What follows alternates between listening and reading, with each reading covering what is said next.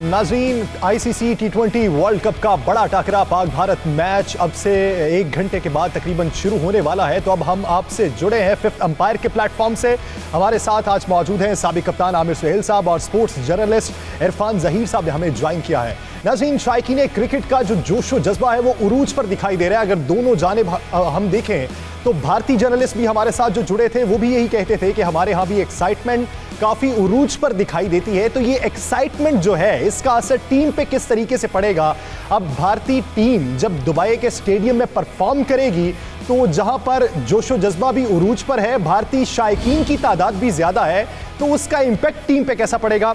तो बढ़ते हैं आमिर सुहेल साहब की जानिब। आमिर भाई, जिस तरह आज अगर हम देखें तो 70% शायकीन क्रिकेट इंडिया के, ब्रॉडकास्टिंग इंडिया की, कमेंट्री पैनल ज्यादा इंडिया का, तो आज का ज्यादा जो बोझ है वो इंडिया की टीम पे नर्वसनेस का ज्यादा पड़ता है या कम है? लेकिन नर्वसनेस जो है वो वीक के लिए है। जब आप इस लेवल के ऊपर सिलेक्ट होते हैं अपनी कंट्री को रिप्रेजेंट करने के लिए, तो आई थिंक आप में ये एबिलिटी देख के जो है वो सिलेक्ट किया जाता है। एक तो आपकी टेक्निक होती है, उसके बाद आपकी intuitive grasp of the situation को बहुत इंपॉर्टेंस दी जाती है, और फिर हैंडलिंग ऑफ द प्रेशर और सिचुएशन। तो अगर आपके पास ये वाली एबिलिटी नहीं है तो आपको सेलेक्ट नहीं होना चाहिए। सो आई थिंक ये सबसे बड़ा मौका होता है प्लेयर्स के लिए कि आके बताएं पूरी दुनिया को कि I am made of steel, मुझे ये चीज़ें जो है कोई फ़र्क नहीं पड़ता इनसे। आपके लिए अब शुरू में देखें स्टेज फ्राइट ज़रूर होती है। आप स्टेज पे आएँ या आप अपना प्रोग्राम शुरू करें, अर्ली नर्व ज़रूर होंगे, लेकिन जैसे ही आप पहला लफ्ज़ बोलते हैं वो फ्लो शुरू हो जाता है। सो जो भी नेगेटिविटी है आपके दिमाग में उसको आपने शेक ऑफ करना है। शेक ऑफ करने के बाद, जिस तरह मैंने कल भी कहा था, कि you have to wear your confidence. और कॉन्फिडेंस आप तभी वेयर कर सकते हैं जब आप में बिलीव हो कि अगर मैं यहाँ पे सेलेक्ट हुआ हूँ खेलने के लिए, पाकिस्तान के लिए या किसी भी कंट्री के लिए, तो आई एम गुड इनफ। अगर आप अपने आप को गुड इनफ नहीं समझते, आपके दिमाग में कहीं ना कहीं कुछ चीज़ आपको खींचती है कि यार यू डोंट बिलोंग है, तो फिर आप वो वाला कॉन्फिडेंस जो है वो बड़ा ब्रेवली वेयर नहीं कर सकते। सवाल बुनियादी तौर पर बनता ही ये कि आप पहला शॉट जो खेल रहे हैं या पहली बॉल जो करवा रहे हैं, अगर वहां पे आप अपने नफ्स पे काबू पा लेते हैं तो एक बड़े इवेंट के अंदर वो नफ्स पे काबू पाना कितना मुश्किल होता है? देखिए, फॉर अ बैट्समैन जो बड़ी इंपॉर्टेंट चीज़ है जब आप नर्वस स्टार्ट जिसको कहते हैं, वो यही है कि शुरू में थोड़ा सा आप बल्ला ज़ोर से पकड़ा हुआ पहले गेंद के लिए, थोड़ा सा बॉडी स्टिफ है, लेकिन जैसे ही आपके बल्ले के अंदर गेंद लगता है वो सारा कुछ जो है शेक ऑफ हो जाता है। और बॉलर के लिए बहुत ज़्यादा ज़रूरी है कि वो जब बॉल करने आ रहा है तो वो होता ही है प्रेशर में गेंद आप बहुत ज़ोर से पकड़ लेते हो। जब ज़ोर से पकड़ते हो तो उसके बाद सारा आपका स्टिफनेस आ जाती है और उसमें आप गलती करते हो, या गेंद पीछे मार देते हो या बिल्कुल आगे फेंक देते हो, जिससे अगर आपको आते ही चौका पड़ जाए तो और ज़्यादा वो जो प्रेशर है वो एक्यूमुलेट करता है। सो बेसिकली जो नेम ऑफ द गेम है बड़े मैचेस की, वो यही है कि आपने जो है अपनी बॉडी को टेंस नहीं होने देना, कोई नेगेटिव थॉट नहीं होनी, और अपने ऊपर प्रेशर नहीं डालना। हमेशा बड़ा प्लेयर जो होता है बड़े मैच में वो अपनी ए गेम लेके जाता है। सही, हमेशा वो इधर उधर की सुनता नहीं है, जो वो बेस्ट कर सकता है वो जाके वो करने की कोशिश करता है।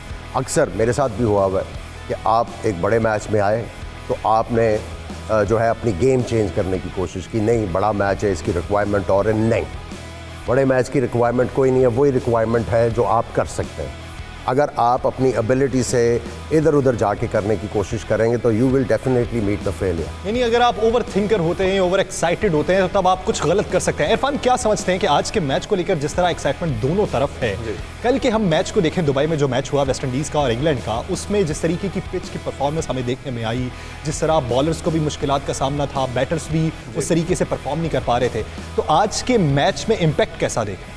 देखिए, सबसे पहले तो ये कि ये वर्ल्ड कप की अनाउंसमेंट काफ़ी टाइम पहले हो चुकी थी। ऑलमोस्ट 4-5 मंथ पहले हमें पता चल चुका था कि भारत में नहीं यूएई के अंदर वर्ल्ड कप होगा, और पिचेस की प्रिपरेशन भी उसके अकॉर्डिंगली आईसीसी को करनी चाहिए थी और रखनी भी चाहिए थी, क्योंकि T20 जो फॉर्मेट है इट्स प्योरली इंटरटेनमेंट। इसमें जो स्पेक्टेटर्स है वो शॉट्स देखना चाहते हैं, सिक्सेस देखना चाहते हैं। अगर जिस तरह के 3-4 मैचेस हम एक वीक के अंदर देख चुके हैं, बहुत लो स्कोरिंग हुए हैं। जैसे कल की बात करें ख़ासतौर पे, सुपर 12 स्टार्ट था और वेस्ट इंडीज़ 2 दफ़ा की वर्ल्ड चैंपियन है, उनका 55 पे आउट होना और दुबई के विकेट पे आउट होना बहुत बड़ा एक क्वेश्चन मार्क आता है। आल्दो कि उनकी परफॉर्मेंस पे भी आता है कि वो किस तरह की वेट क्रिकेट खेली, बट हमने देखा कि इंग्लैंड की भी विकेटें जल्दी गिर गई, 3-4 विकेट वो लूज़ कर गए। तो इसका मतलब है कि विकेट में कुछ था ऐसा, और हमने देखा लो बाउंस आ रहा था, थोड़ा बॉल रुक के भी आ रहा था, एक्स्ट्रा स्पिन भी कर रहा था। और आदिल रशीद की बात करें, 4 विकेटें ली, 2 मोइन अली ने ली, तो इसका मतलब है कि स्पिन को बहुत ज़्यादा हेल्पफुल थी। तो पिचेस आपको अब आगे के लिए आपने रन करना है और आपने देखना है कि ऐसी पिचेस प्रिपेयर करनी है जो इंटरनेशनल और इतने बड़े, सबसे बड़े दुनिया के प्लेटफॉर्म के ऊपर आपकी होनी चाहिए। और फिर मैं वही बात करूंगा कि T20 फॉर्मेट जो है वो सबसे बड़ा इसलिए माना जाता है एंटरटेनमेंट के लिहाज से कि स्पेक्टेटर ने आपकी एंटरटेनमेंट लेनी है उससे। अगर उसमें रन्स नहीं होंगे, चक्के चौके नहीं नज़र आएंगे, बाउंड्रीज नहीं नज़र आएंगी, तो जो स्पेक्टेटर है वो इंटरेस्ट लूज़ कर देगा। तो मेरा ख्याल है पिचेस को टेक्निकली आप राय कुछ मुख्तलिफ रखते हैं, मैं जानता हूं। मैं आता हूं आमिर भाई आपकी तरफ। नाज़रीन बढ़ते हैं, हमें ज्वाइन किया है रिंग के किंग आमिर खान ने। बॉक्सर आमिर खान हमें ज्वाइन कर चुके हैं दुबई से बराह रास्त, वो भी आज मैच देखने वहां पे पहुंचे हुए हैं। आमिर भाई बहुत शुक्रिया 92 न्यूज़ को इस हवाले से अपना वक्त देने के लिए। आमिर भाई आज के मैच को लेकर दुनिया भर में अगर हम देखें, बरतानिया में, न्यूजीलैंड के अंदर या दुनिया भर में बसे पाकिस्तानी जहां भी हैं, उन्होंने आज बेहतरीन एहतमाम किया है मैच देखने के हवाले से। तो आज के मैच को लेकर आपके जज्बात कैसे हैं? आज़म इंशाल्लाह नॉकआउट करेगा विराट कोहली को। And also Rameez Raja, well done to you, he is brilliant, he is an amazing man and heading the PCB, so well done guys. इंशाल्लाह नॉकआउट होगा। India, you getting knocked out, you getting knocked out, you getting knocked out. मैं उसको आमिर भाई आप आज captain Babar Azam को मशवरा क्या देते हैं? इंशाल्लाह जाओ motivated and let's knock out India. Aamir भाई से रब्ता दोबारा से बहाल करने की कोशिश करते हैं। आमिर भाई, जिस तरह के इरफान ये जिक्र कर रहे थे कि एंटरटेनमेंट ज़्यादा होती है T20 में, आपकी राय ज़रा मुख्तलिफ है। देखिए, जब T20 फॉर्मेट जो है वो इम्प्लीमेंट किया गया तो ये कॉन्सेप्ट कुछ टीमों के लिए नया था। पाकिस्तान और इंडिया में T20 क्रिकेट रमज़ान में बहुत ज़्यादा टूर्नामेंट होते थे, सो पाकिस्तान और इंडिया और कुछ और टीमें थी जिनके लिए ये एलियन नहीं था। तो वो आते ही आपने देखा पहला T20 वर्ल्ड कप हुआ, फाइनलिस्ट कौन थे? इंडिया पाकिस्तान। बाकी अभी लॉस्ट इन ट्रांसलेशन थे कि किस तरह करना है। उसके बाद बॉलर्स जो थे वो डर के बॉल कर रहे थे इस फॉर्मेट में, मार से बचने के लिए। अब उनको रियलाइजेशन होगी है मार से नहीं भागना, आपने बैट्समैन को आउट करने जाना है, चौकों छक्कों का नहीं सोचना। अब वो कर रहे हैं दलेरी से बॉलिंग कर रहे हैं। अब वो जो लेंथ्स रिक्वायर्ड है उसके ऊपर बॉल कर रहे हैं। और बैट्समैन जो है उनको अभी तक अंदाज़ा नहीं हो सका कि अब बॉलरों को बॉलिंग करनी आ गई है। अब वो वाले जो है लंबे छक्के रोज़ नहीं लगने, वो आपको जो है वो मोमेंट जो है वो रियलाइज़ करनी पड़ेगी, तब जाके रियलाइजेशन आएगी। जब आप ये समझते हैं कि बायोमैकेनिकल अब तमाम टीमें परख के आती हैं गेम को, उन्हें पता होता है कि लाइन किसकी क्या है, तो ऐसे में इंग्लैंड की टीम को भी इस बात का अंदाज़ा ना हो पाए कि बॉलर्स किस तरीके से परफॉर्म। देखिए, आप मुझे ये बताएं कल की पिच के ऊपर कितने बॉल टर्न हुए? एक बॉल टर्न हुआ मोइन अली का? नो। लेग स्पिनर का गेंद हमेशा थोड़ा बहुत टर्न हर सरफेस के ऊपर करता है, टर्न तो नहीं था। हाँ, थोड़ा सा गेंद रुक के आ रहा होगा। आप देखें अबू धाबी में भी जो मैच हुआ ऑस्ट्रेलिया और साउथ अफ्रीका का, बैट्समैन अपनी गलती से आउट हो रहे हैं। वो वही चीज़ करने की कोशिश कर रहे हैं जो आज से 2 साल पहले होती थी। अब वो चीज़ नहीं हो रही। अब बॉलर्स जो हैं वो ज़्यादा चालाक हो गए हैं और उनको पता है कि बैट्समैन ने करना क्या आके, और वो उनको डिनाई कर रहे हैं, वो वाली लेंथ डिनाई कर रहे हैं। अब कल भी मैंने जिक्र किया था कि T20 वर्ल्ड कप हो रहा, पिचेस को इम्प्रूव करने की कोशिश की जाएगी। आज आपको एविडेंस मिली शारजाह वाले मैच में कि कितनी ट्रू विकेट खेली, आराम से थ्रू द लाइन आप हिट कर रहे थे। और मैं समझता हूँ चूँकि आज का मैच जो है बड़ा इंपॉर्टेंट मैच है, ठीक है, इट्स अ बॉक्स ऑफिस पूरी दुनिया में देखा जाएगा। तो कोशिश ICC यही करेगा कि पिच जो है वो सपोर्टिंग बनाए, उसको ट्रू पिच बनाया जाए ताकि लोग एंटरटेन हो। ठीक है, प्रेशर गेम में जो है अगर आप ये एक्सपेक्ट कर रहे हैं कि 250-250 स्कोर होगा, इस तरह नहीं होता। बट बात वही आ जाती है, जो क्रिकेट है अब बैट्समैनों को थोड़ा सा अपनी थिंकिंग में जो वो चेंज लेके आनी है, अडेप्टेशन की तरफ जाना है कि भाई पहले हम एक ओवर में 2 चौकों की ट्राई करते थे, अब 1 चौके की ट्राई करें। अब आपने जो एक्सपेक्टेशंस हैं फैंस की भी, उनको भी नीचे लेके आना और बैट्समैनों को भी समझाने की जरूरत है कि भाई आप बॉलर्स को बॉल कहना चाह रहे हैं कि टोटल जो बनाना आप चाह रहे हैं वो एंड वाले पावर प्ले में बना नहीं। आप देखें, आपने अपनी जो इनिंग्स है वो प्लान करनी है, मैनेजमेंट होती है। अगर आप बॉलर की बात करते हैं तो उसने एक तो ओवर मैनेज करना है और उसके बाद उसने स्पेल मैनेज करना है। ये मैनेजमेंट आती है तो आप सक्सेसफुल होते हैं। बैट्समैन का भी यही काम है, पावर प्ले है, पावर प्ले किस तरह मैनेज करना है, उसको उससे निकल के हमने आगे किस तरह जाना है। देखिए, आप जब आपके पास फील्डर दायरे में है, मनूवरिंग ऑफ द लेंथ किसको कहते हैं, मैनिपुलेशन ऑफ द लेंथ की, अच्छे प्लेयर्स को बुरे बॉल की ज़रूरत नहीं होती, वो अच्छे बॉल को बुरा बॉल बना लेते हैं। सही। अब देखिए, जिस तरह जावेद मियांदाद थे, उसी गेंद को वो इस तरफ खेल देते थे, उसी गेंद को वो टांग की तरफ खेल देते थे। फुटवर्क, आपने गेंद की लाइन के अंदर रहना है और लाइन के बाहर निकलना है, फिर आप मनूवर कर लेंगे लेंथ को, फिर आपको वो जो डॉट बॉल खेलते हैं वो नहीं इतने ज़्यादा होंगे। देखिए, मैं फिर कह रहा हूँ, 120 गेंद, 70 सिंगलें, 16 चौके और 4 छक्के, आप 160 के करीब ले जाते हैं। बीच में नो बॉल वाइड बॉल डाल लें, आप इतने इजीली मैनेजर्स को करते हैं। जब आप दिमाग में ये रखेंगे कि मैंने हर गेंद पे छक्का मारना है, बल्ले पे ग्रिप भी सख्त हो जाएगी। सही, ठीक है, और फिर आप हार्ड हैंड से खेलेंगे।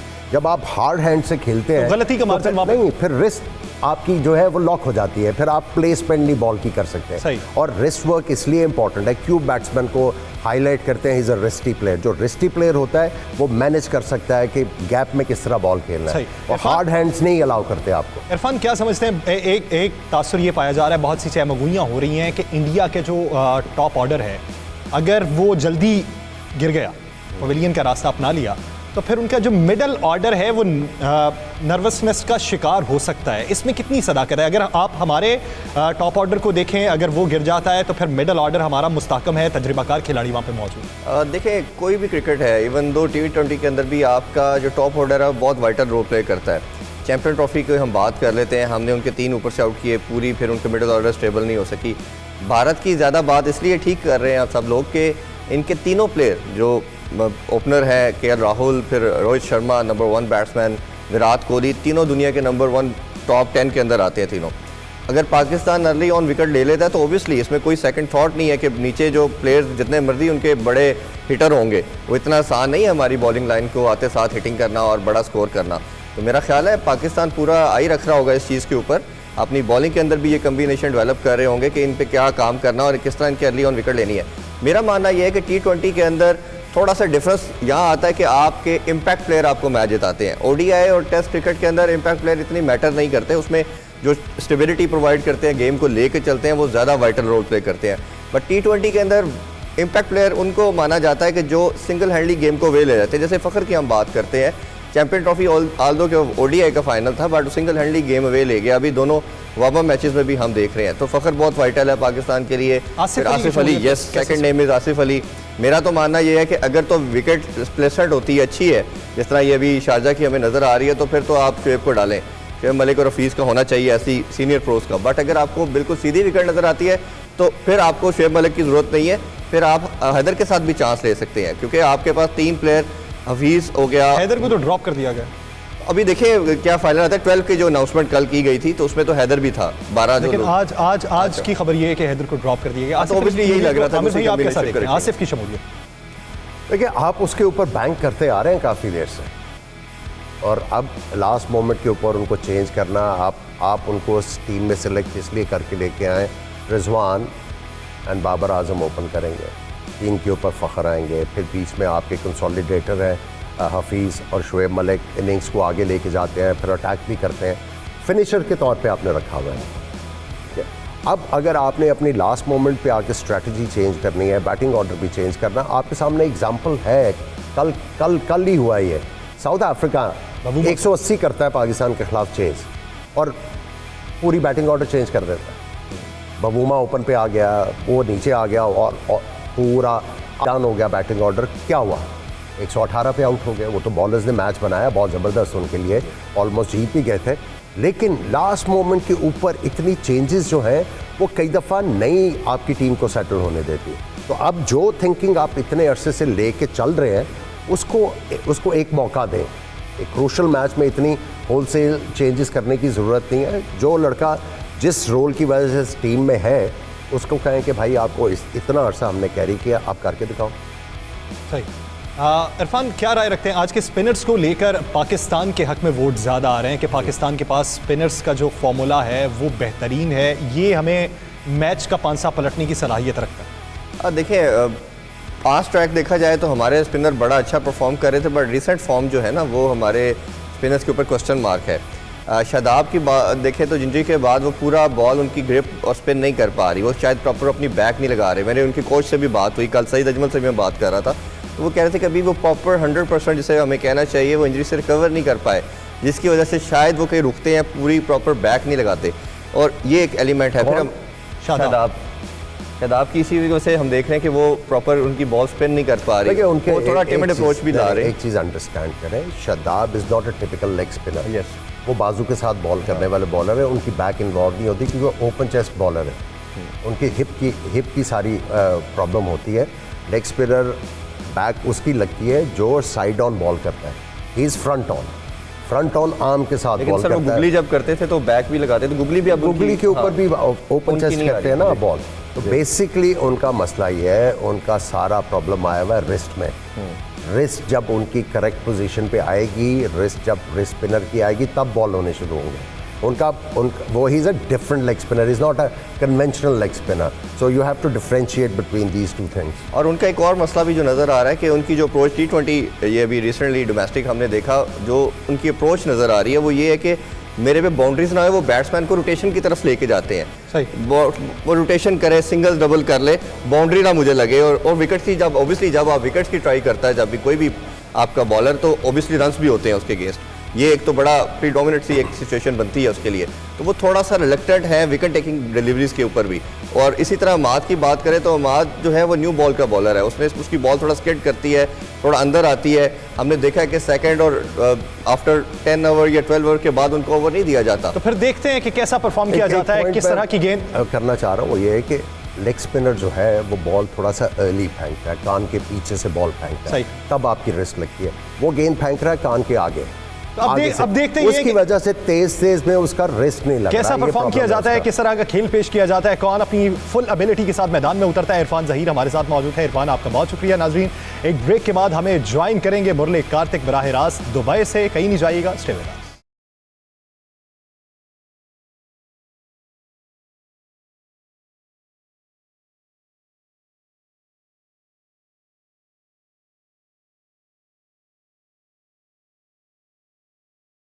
अस्सलामुअलैकुम नाज़रीन, फिफ्थ अंपायर में खुशामदीद। T20 वर्ल्ड कप का आगाज कई दिनों से हो चुका है। अब सुपर 12 मरहला जो कल उसके 2 मैचेस हुए, तो आज T20 वर्ल्ड कप का हाई वोल्टेज मार्का होने जा रहा है पाकिस्तान और भारत के दरमियान। कुछ ही देर में मैच शुरू होगा, कुछ ही देर में टॉस होने के बाद फैसला होगा कि किस टीम ने पहले बैटिंग को चूज किया है और कौन सी टीम बॉलिंग पहले करवाती है। तो ये मैच कितना सनसनीखेज हो सकता है, दोनों तरफ शायकीन किस हद तक पुरुमीद हैं, कितने एक्साइटेड हैं, या खिलाड़ी कितने नर्वस हैं, इस पूरे मंजरनामे में बात करेंगे। हमारे साथ मौजूद है साबिक कप्तान आमिर सुहेल साहब, और हमें दुबई से बराह रास्त ज्वाइन किया है साबिक भारतीय cricketer, brilliant left arm spinner, commentator Murali Karthik साहब ने। मुरली भैया, अस्सलामुअलैकुम, नमस्कार। उम्मीद है आप बखैर आफियत होंगे। आज बड़ा मैच होने जा रहा है। इस मैच को लेकर पाकिस्तान और भारत में हमेशा से लोग एक्साइटेड रहे हैं, और इसे जितना मर्जी बड़ा वो प्लेटफॉर्म हो, जितना मर्जी बड़े मैचेस पहले हो जाएं, लेकिन पाक भारत मैच को लेकर एक फाइनल जैसी सूरत हाल बन जाती है। तो क्या समझते हैं कि इस मैच में इंडियन टीम एक्साइटेड है या नर्वस है? वालेकुम अस्सलाम, थैंक्स फॉर हैविंग मी। नमस्कार सबको। पाकिस्तान में देखिए, जब इंडिया पाकिस्तान का मैच होता है तो मैच से बड़ा हो जाता है, क्योंकि जो सारे जो लोग हैं वो इन्वॉल्व हो जाते हैं। मैं कह सकता हूं कि ना केवल भारत और पाकिस्तान में, पर पूरे मुल्क में, पूरे जहान में जितने भी इंडियंस और पाकिस्तानी लोग रहते हैं, उन सब का जो ध्यान रहता है वो इस मैच में रहेगा। मुझे पक्का मालूम है कि कल इंडिया पाकिस्तान, जहां मर्जी आप दुबई जहां मर्जी लगा लीजिए, लोग कहेंगे कि ये मैच देखना है। जब मैच शुरू होने वाला है, टॉस से लेके हर चीज, लोग तो बहुत ज्यादा, मैं कह सकता हूं कि नर्वस होंगे। प्लेयर्स को तो रहता ही है, मैं समझ सकता हूं कि जो एज अ प्लेयर जब आप इंडिया पाकिस्तान खेलते हैं, हम कह सकते हैं कि एक ज़माने में हम सारे मुल्क एक समान थे, पर अब अलग अलग हैं। और उस तनाव को लेके, उस टेंशन को लेके प्लेयर्स में भी टेंशन रहेगा, लोगों में भी टेंशन रहेगी, कमेंटेटर्स में भी टेंशन रहेगा। ये तो बहुत बहुत बाकी की बात है, नॉर्मल बात है कि ये होने वाला है। अच्छा, मुझे ये बताओ मुरली के अभी आईपीएल जो हुआ दुबई में, उससे कितना फ़ायदा होगा इंडियन टीम को इस कंपटीशन में? क्योंकि मेरे ख्याल में उनको पिचेस का बहुत सही तरह अंदाज़ा है, ग्राउंड्स के एंगल्स का भी पता है, तो आपका ख्याल क्या कहता है? आमिर भाई, मुझे लगता है कि जी हाँ, ये ज़रूर है, पर जब आप इंडिया पाकिस्तान की मैच की बात करते हैं तो जब जो होने वाला है उसमें पता है कभी कभी दोनों ही जो मुल्क हैं वो वहाँ पे खेल चुकी हैं। आप पिछले 2-3 साल से, पाकिस्तान की मैं बात कर रहा हूँ, आप बहुत सारे मैचेस दुबई में खेले हैं, अबू धाबी में खेले हैं, तो आपको भी पता है कि क्या होने वाला है। और आपकी जो टीम है वो काफ़ी टाइम से है, हमारी टीम के अलग अलग प्लेयर खेले हैं। जी हाँ, वार्म अप मैचेस भी उनके बेहतरीन रहे हैं क्योंकि इंग्लैंड और ऑस्ट्रेलिया दोनों को हराया है। पर जब तनाव की बात आती है ना, तो वो वही बात आ जाती है कि कौन कम गलतियां करता है, कौन उस चीज़ को के ऊपर अपने जो गेम को ले जा सकता है। हाँ, मैं आपकी बात से बिल्कुल सहमत हूँ कि जो ये आईपीएल है उससे ज़रूर फ़ायदा हुआ होगा, पर अगर आप आजकल हाल ही के मैच देखें तो 40-50, पिछले कल की मैच देखें, वेस्ट इंडीज़ ने तो 50 रन बनाए और इंग्लैंड भी स्ट्रगल किया, 4 या 5 विकेट खो दिए, तो ये इतना आसान नहीं होने वाला। मुझे ये बताओ मुरली के, मैं जब ये टूर्नामेंट स्टार्ट हुआ उस वक्त से कह रहा हूँ कि इन पिचेस के ऊपर बैट्समैनों को मैयर्ड अप्रोच के साथ खेलना पड़ेगा, लेकिन अभी तक पिचों को लगता है अंडरस्टैंड नहीं कर पाए प्लेयर्स और अपनी जो नेचुरल गेम से हट नहीं रहे। वो इसी माइंडसेट के साथ जा रहे हैं कि हमने छक्के ही मारने हैं और हमने छक्कों के साथ स्कोर करना है, जो बेसिक ऑफ द गेम है उससे परे हटते जा रहे हैं, जिसकी वजह से आपने साउथ अफ्रीका को भी स्ट्रगल करते देखा, कल वेस्ट इंडीज़, फिर इंग्लैंड के भी प्लेयर्स आउट हुए, ऑस्ट्रेलिया के भी आउट हुए। वाई डू यू थिंक कि इन बैट्समैनों के लिए इतना मुश्किल हो रहा है एडजस्ट करना? कि आमिर भाई बहुत बिल्कुल ब्रिलियंट बात कही है, क्योंकि ये गेम ना पाटे विकेटों पे छक्के लगाने वाला नहीं है। आप एज अ बैट्समैन आपको पता है कि जब गेंद घूमती है टर्निंग ट्रैक्स पे, जब गेंद रुक के आती है, वो एक अलग खेल होता है। वहां पे आपको कहते हैं ना कि मुक्केबाजी वाला खेल है, जहां पे आपको वेट करना पड़ता है, अच्छे शॉट्स को पिक करना पड़ता है, और सबसे बड़ी बात है कि आपका जो गेम है क्या उसके साथ मैच करता है।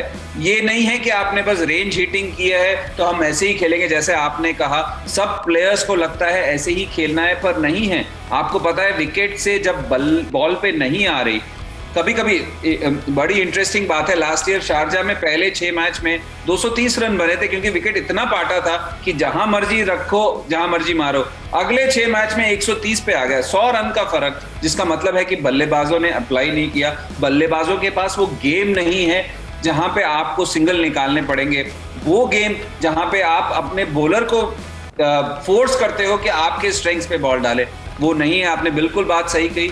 तो इंपॉर्टेंट है कि कौन ये गलतियां नहीं करेगा, कौन किसके पास वो क्षमता है, किसके पास वो काबिलियत है जिसमें आप वो रन बना सकते हैं, जहां पे आपको लगता है ये पार स्कोर है, ये विनिंग स्कोर है। मुरली भैया, क्या समझते हैं आज के मैच में भारत में काफ़ी बातें चली कि पांड्या और अश्विन में से किसको लेना चाहिए? अगर आप थिंक टैंक में होते तो पाकिस्तानी बैटिंग ऑर्डर को देखते हुए आप किसका इंतखाब करते? देखिए, वरुण चक्रवर्ती को मैं जरूर पिक करता, क्योंकि पाकिस्तानी बल्लेबाजियों ने कभी नहीं खेला। एक होता है आपने टीवी में देखा, एक होता है खेलना। अश्विन की बात करें और हार्दिक पांड्या की बात करें, हार्दिक पांड्या क्या गेंदबाजी करेंगे, अभी तक तो गेंदबाजी की नहीं है, और बल्लेबाजी भी खासी और इतनी अच्छी रही नहीं है हाल ही में। अगर आप श्रीलंका की बात करें या कहीं और बात करें तो इंटरेस्टिंग होगा क्या है, क्योंकि देखिए बहुत बातें हुई थी आईपीएल के दौरान भी और उसके बाद भी कि जो हम टीम चेंज कर सकते थे। हार्दिक पांड्या ने गेंदबाजी नहीं की है मुंबई इंडियंस के लिए, या बल्लेबाजी भी इतनी अच्छी नहीं की जितनी उनसे उम्मीद है। क्या उनकी जगह कोई और आएगा? पर वो हुआ नहीं।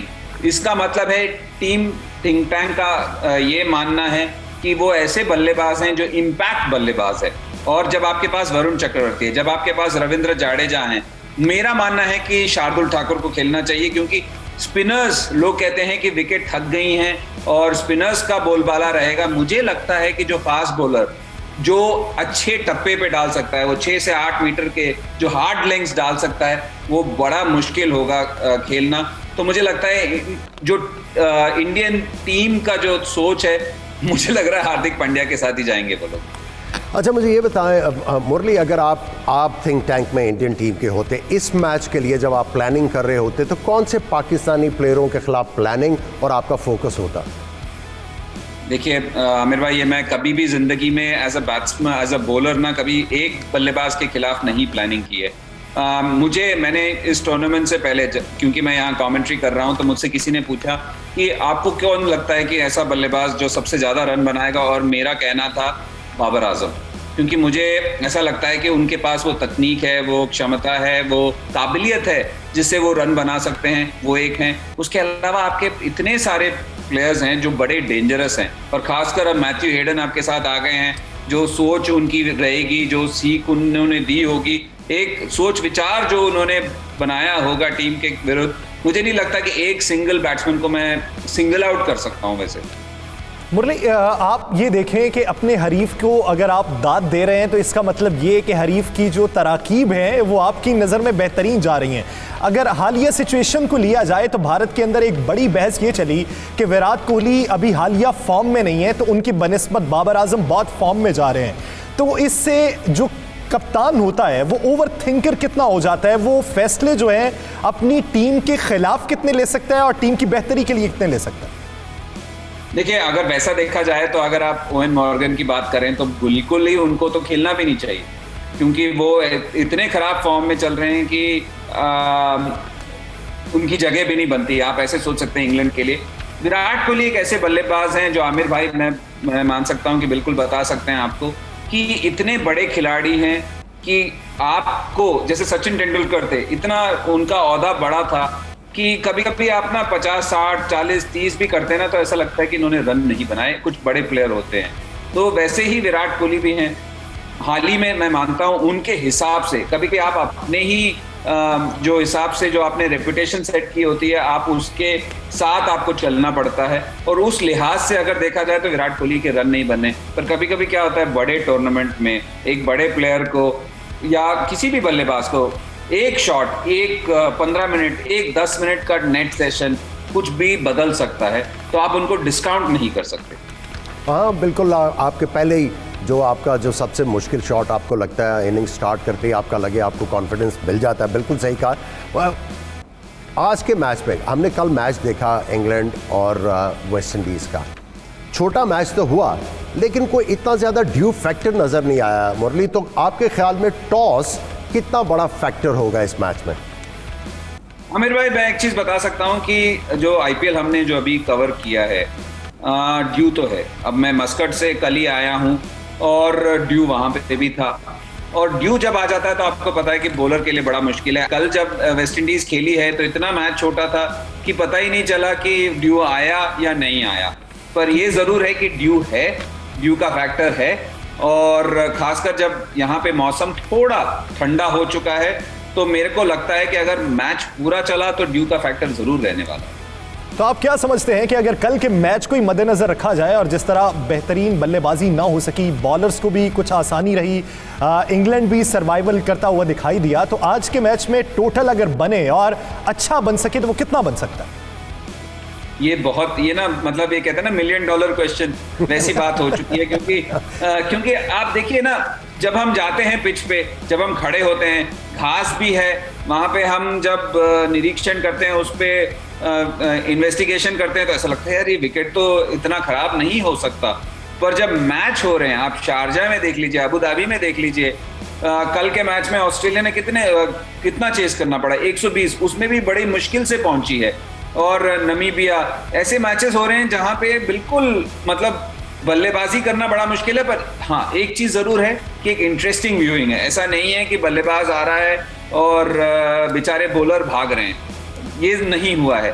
पर उसके बावजूद ये जरूर कहना होगा कि जो बल्लेबाजी, जो हम कह रहे हैं बार बार, जो बल्लेबाजी ठीक तरीके से करेगा, जिसके पास वो स्किल सेट है कि मुश्किल विकेट पे रन बनाना आए, क्या आपको लगता है 120, 130 विनिंग स्कोर हो सकता है? जैसे अगर कल भी देखें जिस हिसाब से वेस्ट इंडीज ने किया, अगर वो 90-100 रन पे भी पहुंच जाते तो एक फाइटिंग स्कोर हो सकता था, क्योंकि उन्होंने मेहनत की।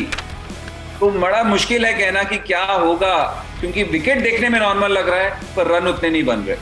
मुरली, क्या ये केस नहीं, आप सारी दुनिया में कमेंट्री करते हो और बड़े गौर से सारे बैट्समैनों को, उनका डिमीनर, उनकी अप्रोच को चेक करते हो, क्या आप ये नहीं समझते कि बैट्समैनों को अभी तक अंदाज़ा नहीं हो सका कि T20 फॉर्मेट में अब बॉलर्स को बॉल करने आ गए हैं, वो आउट करने आपको जाते हैं, अब डर के बॉल नहीं करते, इसलिए बैट्समैन स्ट्रगल कर रहे हैं? विकेटें तो हैं अपनी जगह। बिल्कुल सही कहा आपने, बहुत इतनी पते की बात की है कि मैं क्या बताऊं। और खासकर जब जो सारे जो कंडीशंस हैं उनकी तरफ है। एक होता है कि बिल्कुल पार्टी विकेट पे आप बॉल डालने आए तो आप बचने को देखते हैं, आप ये सोचते हैं कि मैं अपना 4 ओवर डालूं, क्या मैं 25-30 रन के से अंदर दे सकता हूं तो मैंने बड़ा अच्छा काम किया है। पर जब आपको पता है कि कंडीशंस आपके तरफ लोडेड हैं तो बॉलर भी चौड़ा होकर बॉल डाल रहा है, कि पता है फास्ट बॉलर हो या स्पिन बॉलर हो, आपको पता है ग्राउंड बड़े हैं, आप हमारे जो पिच कंडीशंस है हमारी तरफ है, और बल्लेबाज क्या उसको काउंटर कर पा रहा है। आपने बिल्कुल सही बात की, नहीं कर पाया अभी तक। बहुत शुक्रिया मुरली। कार्तिक भैया, आपने वक्त दिया, बहुत शुक्रिया। नाज़रीन, कुछ ही देर बाद टॉस होगा, टॉस के बाद फैसला होगा कि कौन सी टीम ने बैटिंग को चूज किया है, फिर देखते हैं कि ड्यू फैक्टर कितना इंपॉर्टेंट है। तो बात करेंगे एक शॉर्ट ब्रेक के बाद, कहीं नहीं जाइएगा, stay with us.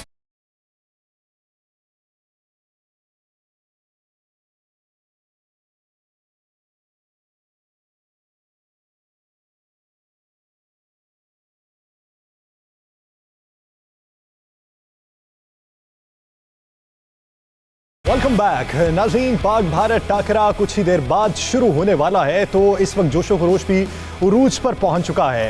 Irfan Zaheer हमें एक बार फिर से ज्वाइन कर चुके हैं और हमें बरतानिया से ज्वाइन किया है साबिक English bowler, brilliant left arm spinner Monty Panesar ने। मोंटी भैया, अस्सलाम वालेकुम, सत श्री अकाल। उम्मीद करते हैं आप बखैर व आफियत होंगे। हाँ, आपको भी अस्सलाम वालेकुम एंड सत श्री अकाल, एंड धन्यवाद आपने हमको मौका दिया आपके चैनल के पास इंटरव्यू करना। बहुत शुक्रिया, मैं आपकी जानिब वापस आता हूँ। नाज़रीन, टेक्निकल इशू की वजह से आमिर खान जो हमें पहले ज्वाइन कर चुके थे, बॉक्सर, वो हमें फिर से ज्वाइन कर चुके हैं। तो आमिर भैया, बहुत शुक्रिया आपका इस हवाले से 92 न्यूज़ को अपना वक्त देने के लिए। आप भी खिलाड़ी हैं, तो खिलाड़ी प्रेशर के दौरान किस तरीके से परफॉर्म करते हैं ये आपको भी बेहतर पता होगा। तो आज के मैच को लेकर आपके क्या जज्बात हैं? आज़म इंशाल्लाह नॉकआउट करेगा विराट कोहली को, and also Rameez Raja, well done to you, he's an amazing man and heading the PCB, so well done guys. इंशाल्लाह नॉकआउट होगा India, you getting knocked out. Babar Azam को क्या मशवरा देते हैं बतौर कप्तान? मैं उसको बस कॉन्फिडेंट रहो, इंशाल्लाह जाओ motivated and let's knock out India. तो शुएब मलिक से आपकी बात हुई, क्या समझते हैं, कितने मोटिवेटेड हैं? Team is very good. Shoaib Malik के साथ बात हुई थी, उसने बोला एवरीवनस रेडी, फिट, स्ट्रॉन्ग, उनका फिटनेस भी अच्छा है, so they are ready to win. उनको पता है कितना बड़ा ये गेम है, सो इंशाल्लाह they will win and Pakistan का नाम वो रोशन करेंगे इंशाल्लाह। कुछ नौजवान खिलाड़ी भी हैं, तो आप क्या समझते हैं, प्रेशर हैंडल करने के लिए क्या मशवरा देंगे? Well, you know, it's hard because, you know, at such young age, sometimes pressure is good pressure. अच्छा होना चाहिए, sometimes you have to take it in a good way. So inshallah ये बस stay focused, stay motivated. I'm sure that उनके पास वो elders भी है, like for example Babar Azam है, शोएब मलिक है, उनको वो support कर सकते हैं, उनको बोल सकते हैं वो listen, don't worry, everything will be fine. और you know, I really believe ये because this is such a big match, first game India के साथ, you know all the commotion that causes. So I just feel that Pakistan will do a good number on India and also show यानी तजुर्बाकार खिलाड़ी मौजूद हैं तो वो बेहतरीन perform करने के लिए मशवरे भी बेहतरीन दे सकते हैं। तो फिर आज के मैच को खूब एंजॉय कीजिए, बेस्ट ऑफ लक। बहुत शुक्रिया आमिर खान साहब इस हवाले से अपना वक्त देने के लिए। आमिर भैया, जिस तरह आज मैच थोड़ी ही देर बाद शुरू होने वाला है, तो फिर आज के मैच को लेके जिस तरह की एक्साइटमेंट बहुत उरूज पे पहुंच चुकी है, हम जिक्र तो कर रहे हैं कि बतौर खिलाड़ी प्रेशर हमें नहीं लेना चाहिए, तो ये जो शायकीन का प्रेशर होता है खिलाड़ी के ऊपर, वो उसमें ड्रेसिंग रूम में जब पाक भारत मैच होता है तो माहौल क्या होता है? देखिए, शुरू में तो टेंशन होती है, लेकिन आहिस्ता आहिस्ता आहिस्ता आहिस्ता वो टेंशन जो है ना, वो ज़ायल होना शुरू होती है। आप फिर अपने रूटीन में लग जाते हैं, वार्म अप्स, फिर आप अपनी बैटिंग, अगर आप बैट्समैन हैं, नॉकिंग करनी शुरू कर देते हैं, बॉलर अपनी बॉलिंग की प्रैक्टिस शुरू कर देता है। और जब जैसे मैच स्टार्ट होता है, आई थिंक पहले 1-2 गेंद तक थोड़ी सी नर्वी फीलिंग रहती है, लेकिन उसके बाद आहिस्ता आहिस्ता सबसाइड होनी शुरू हो जाती है। मोंटी भैया, जिस तरह पाकिस्तान ने टॉस जीतकर पहले फील्डिंग का फैसला किया है, आपका भी वसी तजर्बा है यूएई के पिचेस पे खेलने का, तो आज के मैच को लेकर आपको क्या लगता है कि क्या आज स्पिनर्स का दिन होगा? चलो हम तो यही सोच रहे हैं दैट जब पिछले हम देखे हैं लास्ट डेकेड 5 गेमों जब भी इंडिया पाकिस्तान की गेम होती है, इंडिया नहीं जीते हैं बड़े आराम से। सो आज यही उम्मीद है दैट वाहिगुरु जी की कृपा से, भगवान की कृपा से दैट इंडिया जीते हैं, बिकॉज इंडिया की टीम प्रेपरेशन एंड अच्छा है अभी। एंड अभी देखो इंडिविजुअल ब्रिलियंस होगी जो पाकिस्तान जीतेंगे। May be Babar Azam plays fantastically well, और फ़खर आजम की वार्म अप में कितनी अच्छी फॉर्म है, 92 रन नॉट आउट किया था एंड अभी आउट नहीं हुए थे। सो अच्छी फेवर है अभी। पाकिस्तान का स्ट्रेंथ यही है, बॉलिंग डिपार्टमेंट। सो पाकिस्तान को अर्ली विकेट्स लेना in the first 6 overs absolutely vital. तो इस वक्त आप क्या समझते हैं इरफान, जिस तरह पाकिस्तान के ये टॉस तो गया, ये मैच पाकिस्तान के हक में कितना होगा? देखिए, पहले टॉस की बात करें तो मैं कल से यही बात कर रहा हूँ कि दोनों टीम जो भी टॉस जीतेगी वो बाद में बैटिंग करेगी, क्योंकि ड्यू फैक्टर आ रहा है। और दूसरी चीज़ ये कि पहली दफ़ा मुझे लग रहा है कि पाकिस्तान की जो बैटिंग है वो ज़्यादा बैलेंस और बेहतर नज़र आ रही है एज़ कम्पेरेटिव बॉलिंग। तो पाकिस्तान किसी किस्म का रिस्क नहीं लेना चाह रहा था। फिर आप अपोजिशन की स्ट्रेंथ भी देखते हो, भारत की भी जो स्ट्रेंथ है वो इस टाइम बैटिंग है। 7वें 8वें नंबर तक उनके जो बैट्समैन है वो अच्छी फॉर्म में है, और सारे आईपीएल में भी हमने देखा बड़ा ज़बरदस्त खेले। तो सारी चीज़ों को कंसिडरेशन में रखते हुए मेरा ख्याल है बड़ा अच्छा डिसीजन है पाकिस्तान का। दो कि जैसे सर कह रहे थे अमर भाई के पहले पाकिस्तान का चेजिंग का रिकॉर्ड अच्छा नहीं है, वो सारी चीज़ें ठीक है, but current scenario, due factor, opposition की स्ट्रेंथ, बैटिंग को देखते हुए मेरा ख्याल है बिल्कुल वाइज डिसीजन है और इसी तरह चलना चाहिए। और आपको करना ये चाहिए कि अर्ली ऑन विकेट्स लें। जैसे हमने पहले बात की कि तीनों उनके इम्पैक्ट प्लेयर हैं, तीनों जो ओपनर दोनों और विराट कोहली तीसरे नंबर पे।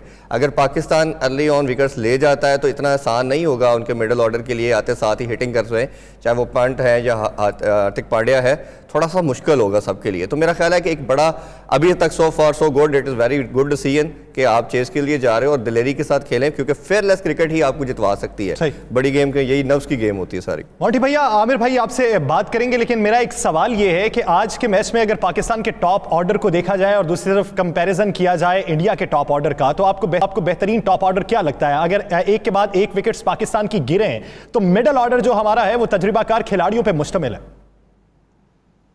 हाँ, लुक, पाकिस्तान का मोहम्मद हफीज़ है, अच्छे फॉर्म में है, शोएब मलिक है मिडिल ऑर्डर में, एंड वो ओपनिंग की कॉम्बिनेशन बाबर आजम एंड मोहम्मद रिजवान, वो दोनों अच्छे कॉम्बिनेशन है। वो फिर क्या होता है ना, फ़खर बड़े आराम से फ्रीडम से खेल सकते हैं। सो ये अभी पहले इतनी देखो पाकिस्तान की बैटिंग इतनी नहीं स्ट्रॉन्ग थी, अभी काफ़ी स्ट्रॉन्ग है। And I think Pakistan fans यही चाहते हैं दैट पाकिस्तान टॉस जीते हैं बॉलिंग करे। तो वो मिडिल ओवर्स की भी काफ़ी क्रूशल होगी। शबाब खान की leg spin and Mohammad Hafeez की भी ऑफ स्पिन, दोनों बड़ी वाइटल होएगा। बाबर आजम वो कैसे स्पिनरों को संभालता है वो भी वुड बी वेरी इंपॉर्टेंट, कैसे वो डिसीजन लेता है फील्ड पे। मोटी, मेरा क्वेश्चन ये है कि हमें पता है कि रोहित शर्मा और विराट कोहली थोड़ा सा लेफ्ट आर्म फास्ट बॉलर के अगेंस्ट वल्नरेबल हैं, तो डू यू थिंक कि Babar Azam should be inclined to bowl Shaheen Shah Afridi at least 3 overs in the power play against these batters? Look, I think in the first 2 over एक दो विकेट मिल जाए पाकिस्तान को, फिर I think 3 overs होनी चाहिए, बिकॉज वो आपकी बात सही है। जब लास्ट वो खेले थे सिमरन वर्ल्ड कप गेम की थी एंड शाहीन अफरीदी ने दोनों रोहित शर्मा एंड विराट कोहली को आउट किया। सो ये डेंजर मैन है, यही वो देखेंगे, इसको विकेट नहीं देना चाहते हैं। बट पाकिस्तान में अभी देखो पूरे जोश से खेलते हैं and it will be very interesting. First 6 overs I think मेरे हिसाब से जैसे फर्स्ट 6 overs जाएंगे ना, वो थोड़ा मैच को मे बी डिक्टेट हो जाएगा। बहुत इंपॉर्टेंट है दैट पाकिस्तान को 1-2 विकेट तो चाहिए in the power play. Aamir भाई, शाहीन शाह अफरीदी के हवाले से वो नई बॉल के साथ उनका क्या किरदार होगा?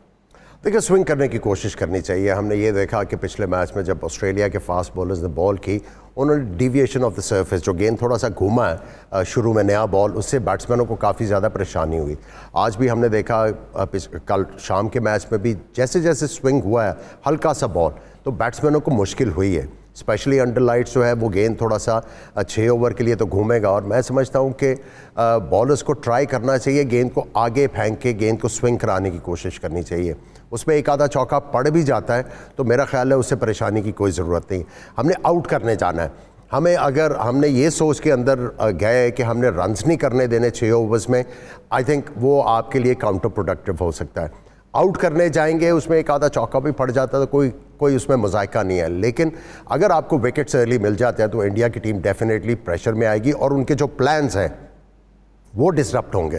देखिए अगर वो आके बड़ी मेजर्ड अप्रोच के साथ गेम को खेलते हैं, शाहिन शाह अफरीदी को वो एहतियात से खेलते हैं, इसका मतलब है उन्होंने आने वाले बॉलर्स को टारगेट किया हुआ है। तो जो आगे आने वाला बॉलर है उसको अलर्ट रहना है। ये गेम है कि आपने ऑपोजिशन से एक स्टेप अहेड रहना है थिंकिंग वाइज। अगर आप थिंकिंग वाइज उनसे पीछे रह गए और वो आपसे आगे निकल गए तो फिर मसला बहुत ज़्यादा पड़ जाएगा। आप क्या समझते हैं, स्पिनर्स का किरदार आज इंतहाई अहम गर्दाना जा रहा है, तो आज ओपन किससे करवाए जाने की उम्मीद है? देखिए कॉम्बिनेशन तो हमारा शुरू से जो काफ़ी टाइम से हम लास्ट 3-4 ईयर से देख रहे हैं, शहीन के साथ इमाद करते हैं, इमाद नया बॉल करते हैं, उसकी बॉल अंदर आती है। बट हो सकता है कि अभी थिंक टैंक को सोच रहा हो ऐसी चीज़ के कोई out of the box thinking लेके आए, क्योंकि भारत के अगेंस्ट कोई भी बड़ी टीम है, दूसरी इंग्लैंड की टीम है, तो आपने अगर जीतना है तो कोई आउट ऑफ द बॉक्स चीज़ें करनी पड़ेंगी। भारत को एडवांटेज ये है कि स्पिन डिपार्टमेंट को पूरी दुनिया में सबसे अच्छा खेलते हैं ये, और आपने अपने स्पिनर को यूटिलाइज भी ऐसे करना है। अब आपको एक फेवर मिल चुका है कि आप टॉस जीत चुके हैं, पहले बॉलिंग कर रहे हैं, तो आपने बड़ा टेक्निकल यूज़ करना है। जैसे आप, मुझे लगता है कि शादाब को भी आप 7th ओवर में फ़ौरन यूटिलाइज़ करेंगे। अगर उनको हिटिंग हो जाती है खुदा ना खास्ता, तो फिर आपने हफीज़ को 1-2 ओवर का यूटिलाइजेशन करवानी है, या आपने शोएब मलिक को भी देखना है। बट आपको बड़ा टेक्टफुली देखना पड़ेगा, क्योंकि डेथ ओवर में आप अपने स्पिनर पे ना माद पे रिस्क ले सकते हैं ना शादाब पे ले सकते हैं, क्योंकि एक आधा ओवर ऐसा बड़ा लग गया तो वो पूरी की पूरी गेम का सिनेरियो चेंज कर सकता है। तो इस वक्त पिच रिपोर्ट देख लेते हैं। पिच रिपोर्ट अगर फुल स्क्रीन पे अगर दिखाई जा सके, अगर पॉसिबल हो, तो हम पिच रिपोर्ट के ऊपर भी थोड़ा सा तज्जिया ले सकते हैं कि पिच रिपोर्ट कैसी है।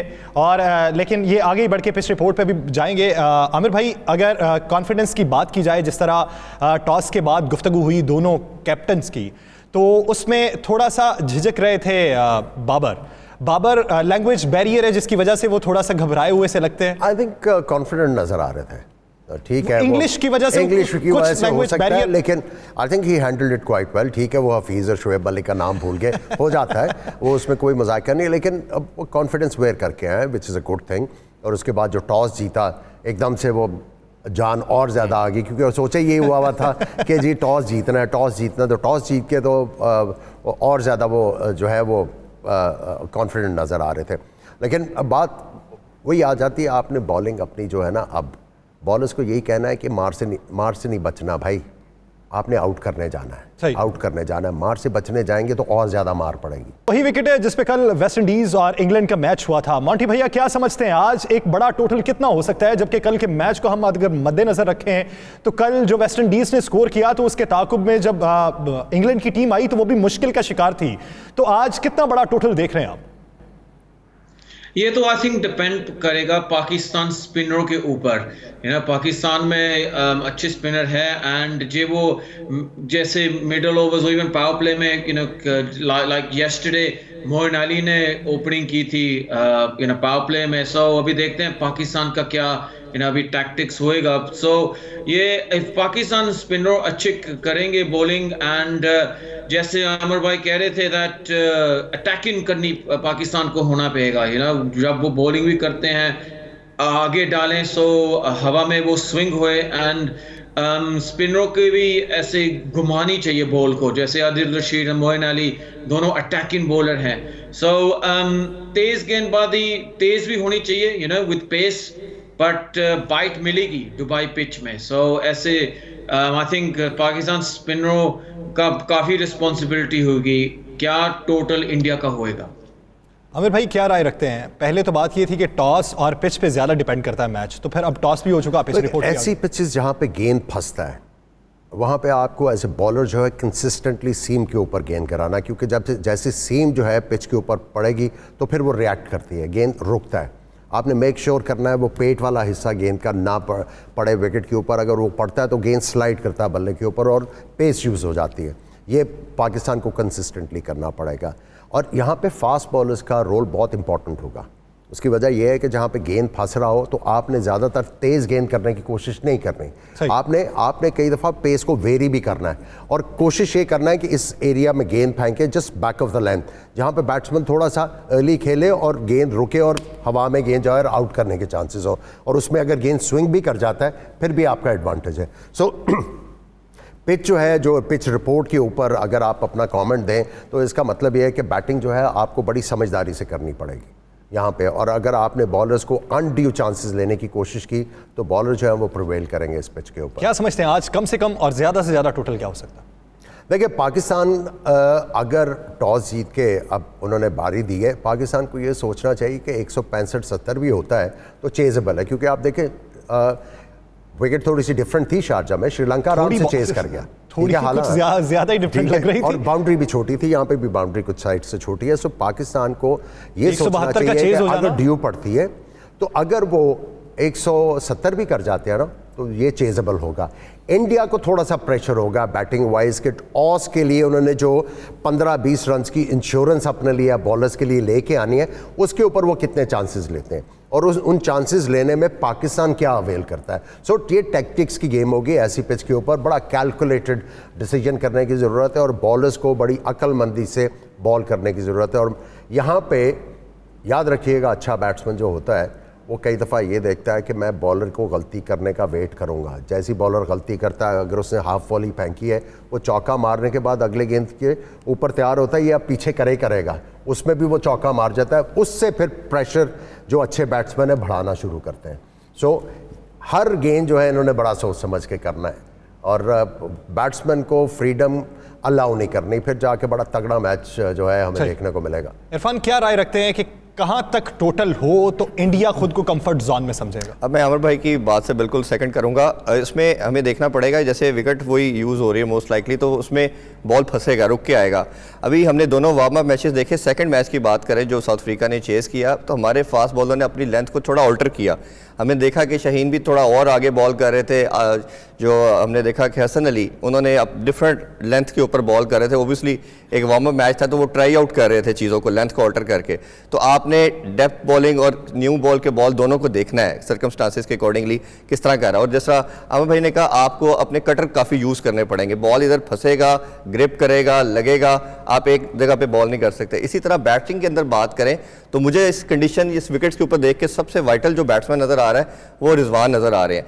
ये बहुत सिमिलर विकेट्स है। अगर आपको थोड़ा सा रिकॉल करें पाकिस्तान वर्सेस जिम्बाब्वे की सीरीज़, तो इसी तरह से जिम्बाब्वे हमें ऑलमोस्ट मैचेस में ले गया था, सीरीज़ वो जीतने के करीब थे, बट रिजवान एक ऐसा बैट्समैन उस टाइम था जिसने उन पिचेस को यूटिलाइज किया और पाकिस्तान को वो 2-1 से सीरीज जितवाई। और ये भी मोस्ट लाइकली उसी तरह की पिचेस लग रही हैं। तो रिजवान के पास क्या चीज़ है कि वो बॉल का वेट करता है। अगर वेट कर रहा है, वो प्रॉपर हर बॉल पे शॉट के लिए इस तरह नहीं जाता, वो मनूवर करता है, रैम्प शॉट मारता है, स्वीप शॉट मारता है, थर्ड मैन के ऊपर से फेंकता है। तो इस तरह के बैट्समैन जो यूटिलाइज करते हैं कंडीशन के लिहाज से, वो ज़्यादा प्रेफरेबल और ज़्यादा सूटेबल हो सकते हैं। तो मेरा ख्याल है पाकिस्तान के ऊपर बहुत ज़्यादा बैंक करेगा इनिशियली रिजवान के ऊपर कि वो कैसे इनिंग्स बिल्ड करते हैं। और ओबियसली फिर ग्रेजुअली मिडल ऑर्डर में हमारे पास शोएब मलिक है, हफीज़ का परफॉर्म करना बहुत ज़रूरी है। हफीज़ एक ऐसा बैट्समैन है, मैं स्टैट्स देख रहा था, जब भी हफीज़ ने लास्ट 5 ईयर में परफॉर्म किया तो 90% पाकिस्तान मैच जीतता है। तो वो उसके ऊपर बहुत ज़्यादा हमारी डिपेंडेंसी होगी चेस के ऊपर। मोंटी भैया, आज के दिन स्पिनर्स को अगर आप लें और स्पिनर्स के पहले पावर प्ले का अगर आप रोल देखें तो नई गेंद स्पिनर्स के लिए कितनी फायदेमंद हो सकती है? में काफ़ी फ़ायदेमंद हो सकती है। एंड वो थोड़ी तेज़ डालना पड़ेगा और टाइट लाइन होनी चाहिए, विकेट टू विकेट। एंड जड़ा आपका डीप फील्डर है वो सही जगह से फील्डिंग प्लेस होनी चाहिए। एंड फिर आई थिंक ये Indian batsman, because Indian batsman थोड़े डोमिनेंट दिखाना चाहेंगे पाकिस्तान में के ऊपर। एंड पाकिस्तान को घबराना नहीं चाहिए। पाकिस्तान को जैसे अमर भाई कह रहे थे, बहुत सोच समझ के डिसीजन लेना पड़ेगा। एंड यही पाकिस्तान का क्रूशल होएगा। जब भी हम देखते हैं जब पाकिस्तान अच्छा खेलते हैं वो ओपोजिशन को एंड दबा रख रहे एंड फील्डिंग बॉलिंग सब डिसीजन में अच्छा होता है। यही चाहते हैं हम। अभी T20 का सेकंड गेम उम्मीद करते हैं दोनों जानिब से बेहतरीन खेल पेश किया जाए और खेल को दोनों तरफ से शायकीन क्रिकेट एंजॉय करें। बहुत शुक्रिया बरतानिया से हमारे साथ बराह रास्त काउंटी प्रेसर साहब, और हमें इधर स्टूडियो से ज्वाइन किया स्पोर्ट्स जर्नलिस्ट इरफान जहीर ने, और आमिर सुहेल साहब हमारे साथ मौजूद हैं। नाज़रीन, आपको मिलेंगे रात 11 बजे इसी प्लेटफॉर्म पे। मैच का जो भी नतीजा रहा उस पर फिर डिस्कस की जाएगी। अभी तक के लिए दीजिए इजाजत, अल्लाह ने के बाद।